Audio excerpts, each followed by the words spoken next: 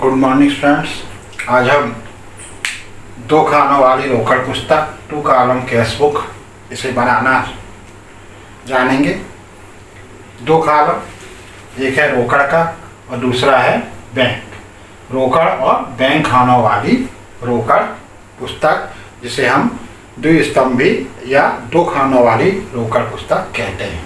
तो हम क्रमशः व्यवहारों को लेंगे और फिर हम इसमें कैश बुक तैयार करेंगे। ये हमारा डेबिट पक्ष है और हमारा क्रेडिट पक्ष। दिनांक का कॉलम, पार्टिकुलर्स विवरण का कॉलम है, वाउचर नंबर का कॉलम है, लेजर फॉलिप हमारा खाता पृष्ठ, कैश का, बैंक का, ऐसा ही हमारा यहाँ क्रेडिट है। तो हम 2 खानों वाली रोकड़ पुस्तक में व्यवहारों को कैसे लिखेंगे यह आप लोग देखेंगे। सबसे पहले हम लेते हैं, मान लो 2019 जुलाई 1 cash in hand, cash at bank. हस्तस्थ रोकड़, रोकड़ हाथ में,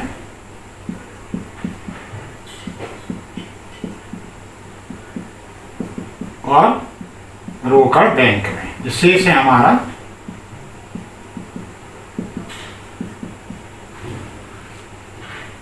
2,500 रुपये और 5,000। जो प्रारंभिक शेष है, तो सबसे पहले हम यहाँ पर प्रारंभिक शेष 2019 जुलाई 1 टू बैलेंस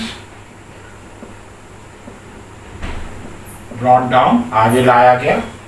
कैश का बैलेंस है 2,500 रुपये और बैंक बैलेंस है 5,000। यहाँ से हमारा कैश बुक चालू होती है। अब हम आगे व्यवहारों को लेंगे। रमा से 4,000 रुपये का चेक मिला। रमा से 4,000 रुपये का चेक मिला। Check receive from Rama.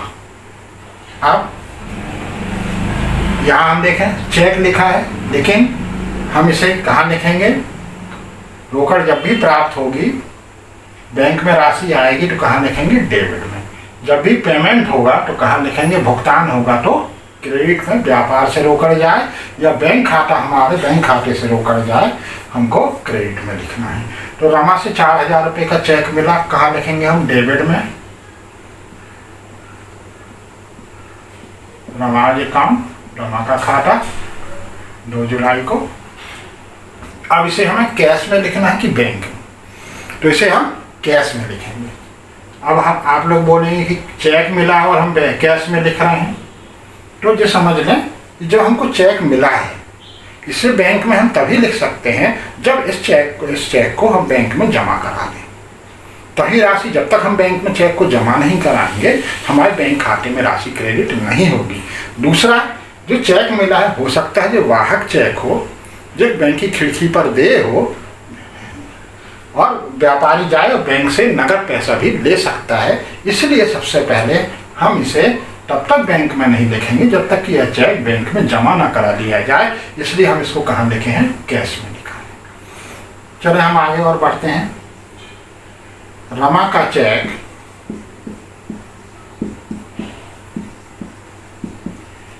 Bank में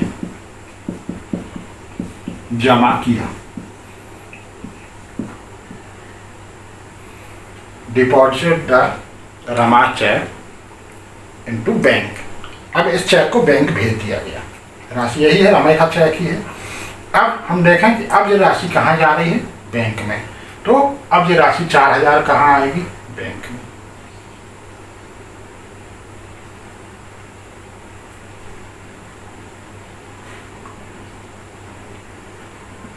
टू कैश अकाउंट। और इसकी कॉन्ट्रा एंट्री होगी, उभय पक्षी प्रविष्टि होगी जुलाई 4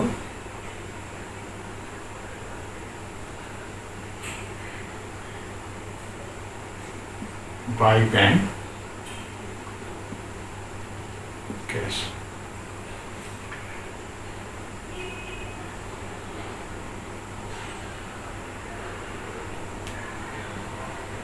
अब यहां हम देखें, इसको समझ लें। अब इस चेक को हमने कहाँ जमा करा दिया? बैंक में। तो बैंक में पैसा बढ़ गया हमारा, पहले 5,000 बैलेंस था, 4,000 और बढ़ गया इस चेक को जमा कराने से।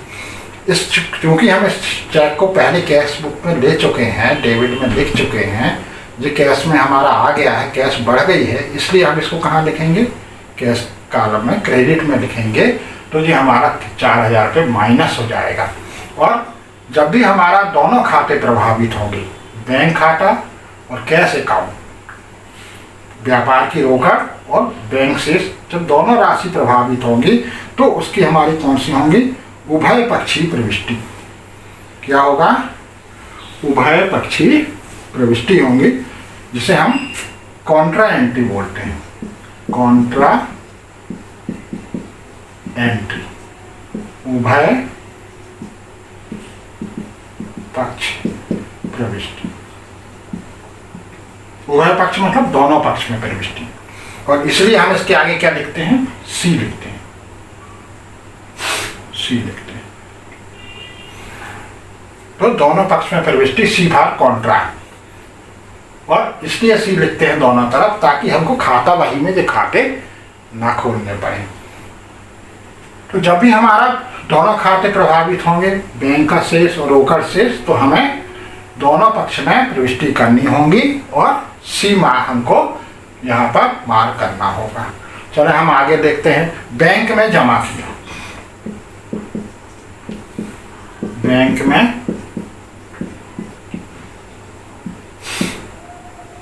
बैंक में जमा किया, मान लो 200 रुपये, अमाउंट डिपॉजिट इन बैंक। अब 200 रुपये हम जमा किए हैं बैंक में। अब इसकी क्या होगी? हमारे बैंक रोकड़ कम होगा 200 रुपये से, और बैंक बैलेंस क्या होगा? बढ़ेगा। तो बैंक क्या है? प्राप्त करता है, प्राप्त करता।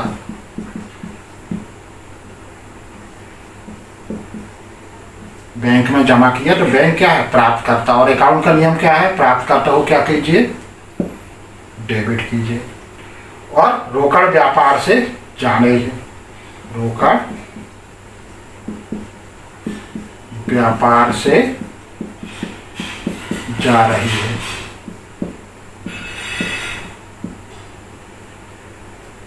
तो क्रेडिट भाग गोज आउट, रोकड़ खाता क्या होगा? क्रेडिट होगा। तो बैंक में हम जमा किए तो ये बैंक में पैसा आ गया। कितना आ गया? देखो 200 रुपये टू कैश। कॉन्ट्रा एंट्री होगी जुलाई 8, और यही हमारा कहाँ लिखा जाएगा? यहाँ। कहाँ पैसा गया? बैंक में गया। कितने रुपए गया? कैश से गया, कैश से माइनस हो गया और बैंक में आ गया।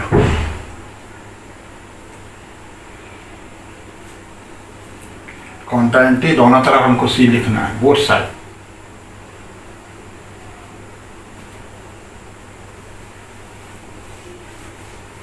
फिर अगला लें हम, मोना से राशि प्राप्त हुई। मोना से राशि प्राप्त हुई, अमाउंट रिसीव फ्रॉम मोना, मान लो 500 रुपये। कहाँ लिखेंगे हम? बैंक से कोई संबंध नहीं है, कैश से संबंध है हमारा। 15 जुलाई देने वाली कौन है? मोना। पैसा आ रहा है, कैश में आएगा 500 रुपये।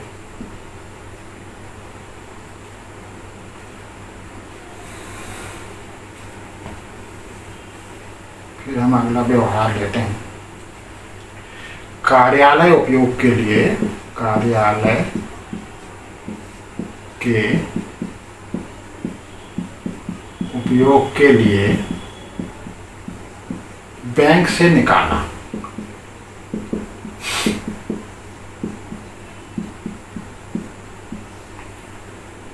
बैंक से राशि निकाली है 300 रुपये। क्या होगा, कैश हमारे पास आ रही है, बैंक तो रोकड़ खाता हमारा क्या होगा, डेबिट में लिखेंगे 300 रुपये। टू बैंक से पैसा कहाँ आ गया, कैश में, बैंक से कैश में पैसा आ गया 20 जुलाई को 300 रुपये। अब इसकी क्या होगी, कॉन्ट्रा एंट्री होगी, क्योंकि कैश में आया और बैंक से गया है। बाई कैश अकाउंट, बैंक खाते में 300 रुपीज और दोनों तरफ सी, बैंक से कम हो गया और कैश बढ़ गई।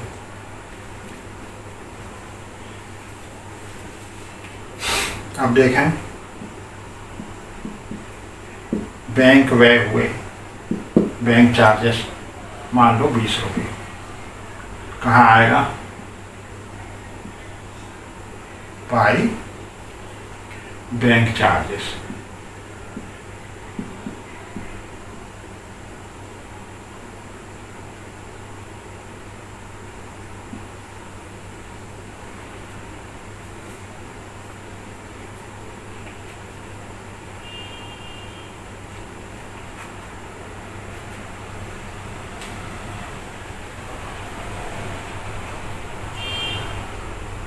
अब हम क्या करेंगे, दोनों तरफ का टोटल करके बैलेंस निकालेंगे।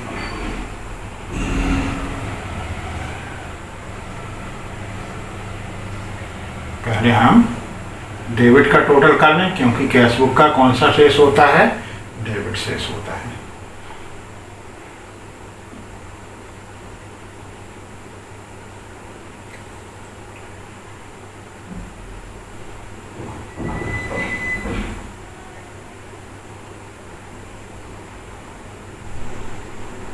₹7,300, 5 4 9,200 रुपये।